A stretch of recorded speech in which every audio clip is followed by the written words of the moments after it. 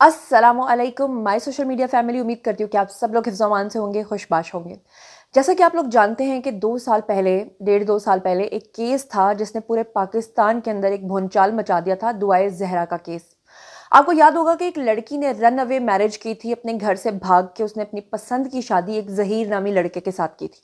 लेकिन आपने देखा कि वो केस बाद में एक अजीबो-गरीब किस्म की कंट्रोवर्सी का ना सिर्फ शिकार हो गया था, बल्कि आपको याद होगा कि पाकिस्तान में वो वाहिद लड़की, वाहिद जर्नलिस्ट मैं थी जिसने उसका सबसे पहले इंटरव्यू किया था लड़की का। आपको याद होगा कि मेरे ही इंटरव्यू में उस लड़की ने सबसे पहले ये बताया था और अपने वालिदैन का ड्रामा बेनकाब किया था, जिसमें उसके वालिदैन ने ये कहा था कि उनकी बेटी को अगवा कर लिया गया है, जबकि उस लड़की ने मंजर आम पर आकर ये बताया था कि वो अगवा नहीं हुई बल्कि उसने घर से भागकर शादी की है। उसके वालिदैन ने एक बहुत लंबी कानूनी जंग लड़ने के साथ साथ बहुत बड़ी टीम हायर करके मेरी कैरेक्टर असैसिनेशन करवाई थी। दिन रात मेरे चैनल को रिपोर्ट करवाया था ताकि मैं अपनी हक की आवाज़ को बुलंद ना कर सकूं और आप लोगों तक उसका सच ना पहुंचा सकूं। मगर फाइनली 2 साल के बाद कोर्ट ने उसके निकाह को जायज़ करार दे दिया है। अब ये जो पूरी खबर कोर्ट की तरफ से आई है, ये मैं इस वक्त 1 बाय 1 आपके सामने रखने जा रही हूँ और आपको आज फिर से बताऊं कि ये उन लोगों के मुंह पर जन्नाटेदार थप्पड़ है जो ये झूठ बोल बोल कर आप लोगों को बताते रहे कि एक लड़की अगवा हो गई है, उसके ऊपर बड़ा जुल्म हुआ है। ज़हीर और उसकी फैमिली को बदतरीन ट्रोलिंग का निशाना बनाया गया और उस लड़के की इतनी कैरेक्टर असैसिनेशन की गई। यहाँ पर इससे पहले कि मैं ये पूरा केस आपको रिपोर्ट करूँ, मैं एक चीज़ मेंशन करना चाहती हूँ कि मेरे बारे में एक ये बात फैलाई गई कि मैं ऐसी शादियों को ग्लोरीफाई करती हूँ। हकीकत यह है कि मैं इस तरह की शादियों को ना तो पसंद करती हूँ, ना मैं उनको ग्लोरीफाई करती हूँ, ना मैं उनको जस्टिफाई करती हूँ। मैंने कभी ये नहीं कहा था कि ज़हीर ने उस लड़की को भगाकर अच्छा काम किया था, लेकिन मैंने आप लोगों तक ये सच पहुंचाया था कि वो लोग जो ये कहते हैं कि वो लड़की इनोसेंट है, वो लड़की घर से भागी नहीं है, उस लड़की ने रन अवे मैरिज नहीं की बल्कि वो अगवा हुई है, मैं तो सिर्फ आप तक सच लेकर आई थी। लेकिन वो कहते हैं ना कि मैं 2 साल पहले भी ये बात करती थी और मेरे इस जुमले से मेरे मुखालफिन जो है वो बड़ा चिढ़ते थे कि सच जो है वो बेशक धीरे धीरे चले, वो अपनी मंजिल पर पहुंच कर रहता है। झूठ चाहे कितने भी तेज पाँव के साथ भागे, झूठ झूठ ही रहता है। तो जनाब, इस वक्त मैं आपको रिपोर्ट कर रही हूँ केस। आपको बता दूं कि कराची के अंदर इसके वालिदैन ने ये कहा था, यहाँ तक कि ये भी झूठी अफवाह फैलाई गई थी कि उस लड़की का जो निकाह हुआ था वो फेक निकाह हुआ था, जबकि हकीकत ये कि वो निकाह बिल्कुल सही और जायज़ था। और मेरी तो उन मौलवी साहब से भी मुलाकात हुई थी जिन्होंने वो निकाह करवाया था, लेकिन अनफॉर्चुनेटली मैं उनका इंटरव्यू इसलिए नहीं कर सकी थी क्योंकि उस वक्त ये मामला बहुत ज़्यादा हाइप क्रिएट कर गया था। अब इस लड़की के वालिदैन जो है वो ये चाहते थे कि ये निकाह जो है ये ख़त्म करा दे, अदालत इसको नाजायज़ करार दे, जबकि अदालत ने दुआए ज़हरा और ज़हीर के निकाह को दुरुस्त करार दे दिया है। आपको बताऊं, कराची की अदालत ने आज ये फैसला सुनाया है। कराची का जो सिटी कोर्ट है वहाँ पे मौजज़ जज हैं जी, उन्होंने दुआए ज़हरा और ज़हीर के निकाहनामे को जाली करार देने की दरख्वास्त को मुस्तरद कर दिया है।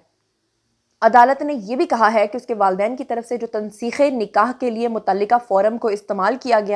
गया है वो भी गलत है और उन्होंने कहा है कि इसके लिए मुतल्लिका फ़ोरम को भी इस्तेमाल किया जाए। दुआए ज़हरा को कमसिन करार देकर शेल्टर होम मुंतकिल किया गया था उसके वालिदैन की तरफ से, जबकि आपको याद होगा कि जब मैंने उस लड़की का इंटरव्यू किया था, उस इंटरव्यू में उस लड़की ने बताया था कि उसकी उम्र उस वक्त 17 साल थी जब उसका निकाह हुआ था और यहाँ पंजाब के अंदर जो बालिग की उम्र होती है वो 16 साल होती है। उस लड़की ने यह बताया था कि उसके वालिदैन उसको 15 साल का मीडिया पर आकर बता रहे हैं, सोशल मीडिया पर आकर बता रहे हैं, जबकि हकीकतन वो 17 साल की है। शेल्टर होम से दुआए ज़हरा उसके बाद आपको पता है कि अपने घर मुंतकिल हो गई थी क्योंकि 6 महीने तक वो शेल्टर होम के अंदर जुल्म बर्दाश्त करती रही और डट के खड़ी रही कि वो ज़हीर के साथ ही जाएगी। लेकिन फाइनली 6 माह के बाद उसका भी, ज़ाहिर बात है वो एक लड़की थी, उसका भी सब्र टूटा और फाइनली वो अपने वालिदैन के पास गई और तब से उसके वालिदैन इस चीज़ के इंतज़ार में थे कि अदालत की तरफ से ये फैसला है। आज ये फैसला उसके वालिदैन के ऊपर किसी पहाड़ से कम नहीं है, क्योंकि उसके वालिदैन ये चाहते थे कि उनको स्पॉन्सरशिप मिले जो कि पूरी दुनिया से उनको ऑफर की जा रही थी और वो अपनी बेटी के साथ बाहर जाकर बाहर की ज़िंदगी गुजारें।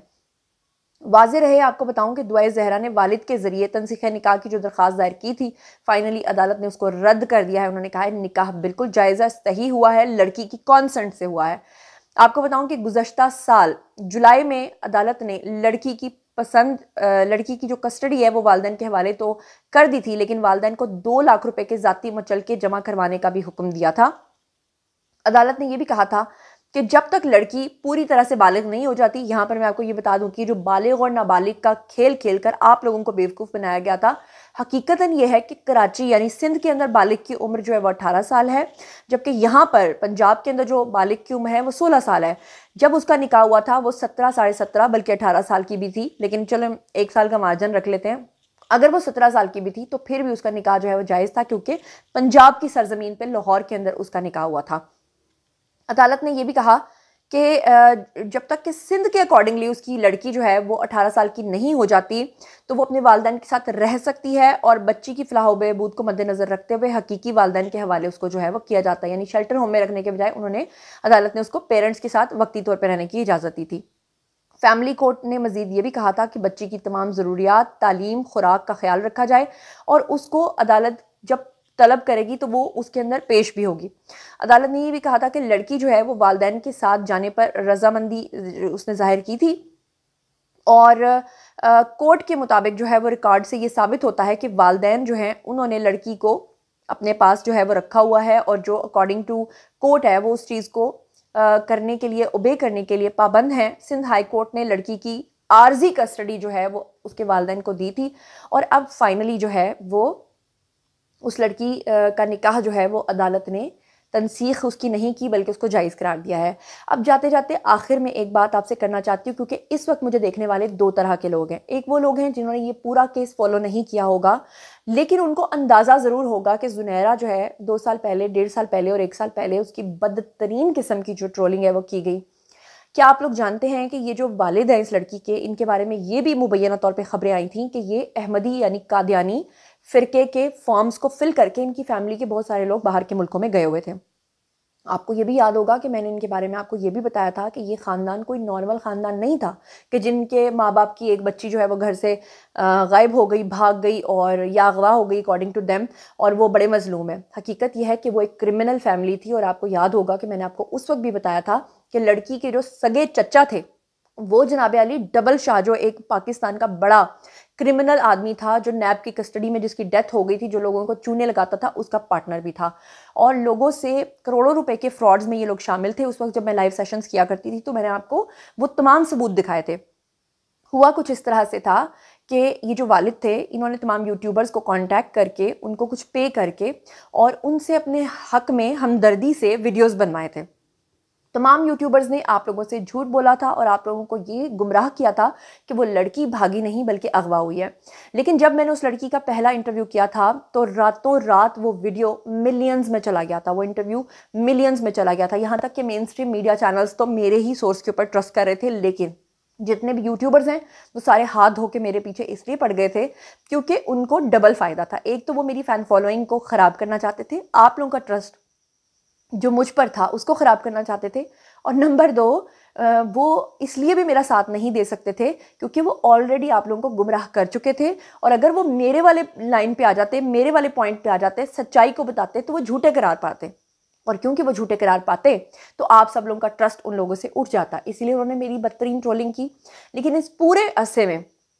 मैंने बहुत कुछ सीखा। एक तो मैंने ये सीखा कि आपने अपनी सच्चाई के ऊपर डटे कैसे रहना होता है, आपने कैसे झूठ का साथ नहीं देना होता। चाहे कोई आपकी कितनी बैशिंग करे, चाहे कोई आपको कितना बदतरीन ट्रोल करे, उसके बावजूद भी आपको सच्चाई पे खड़े रहकर उन सब का मुकाबला करना होता है। आखिर में फतह और सच्चाई आपकी होती है। एक और चीज़ मैंने सीखी कि इस सफ़र में उन तमाम लोगों की भी पहचान हुई जो मेरे दोस्त होने का, मेरे बहुत करीबी होने का दावा करते थे, और जब उनको मैंने अपने बारे में अजीबोगरीब किस्म की बातें करते हुए सुना, जिसमें कि एक इल्ज़ाम मुझ पर यह भी लगाया गया कि मैंने उन लोगों से जो कि इतने गरीब थे, एक तरफ कहते थे वो लड़का भूखा नंगा है और दूसरी तरफ मेरे ऊपर ये इल्ज़ाम लगाते थे कि मैंने उनसे 10 लाख रुपए लेकर इंटरव्यू किया है। तो ऐसे लोग जो बहुत आपके करीबी होते हैं, जब वो इस तरह की बातें करते हैं तो आपको दोस्तों और दुश्मनों की, और दोस्तों मैं कहती हूँ दुश्मन जो होता है ना मुनाफिक दोस्त से लाख गुना बेहतर होता है, क्योंकि दुश्मन खुल के आपके सामने आता है, मुनाफिक जो होता है उसका आपको पता नहीं चलता, वो आप ही की सफ़ों में बैठा होता है। तो ऐसे बहुत सारे मुनाफिकीन की भी मुझे पहचान हुई। बहरहाल ये था जनाब आज का वीडियो। बारी है जी आप लोगों की, आई कमेंट सेक्शन में बताइए आप क्या सोचते समझते हैं। और इस टॉपिक पर मैं लाइव भी आने वाली हूँ, और हमारा वही पैनल जो 2 साल आप लोगों को ये केस रिपोर्ट करता रहा, उन्हीं के साथ जो है वो मैं लाइव आकर आपको तमाम सच्चाई और हकाइक जो है वो दोबारा से बताऊँगी। इसी के साथ मुझे दीजिए इजाज़त, अपना बहुत ख्याल रखिएगा। अल्लाह ने के पान।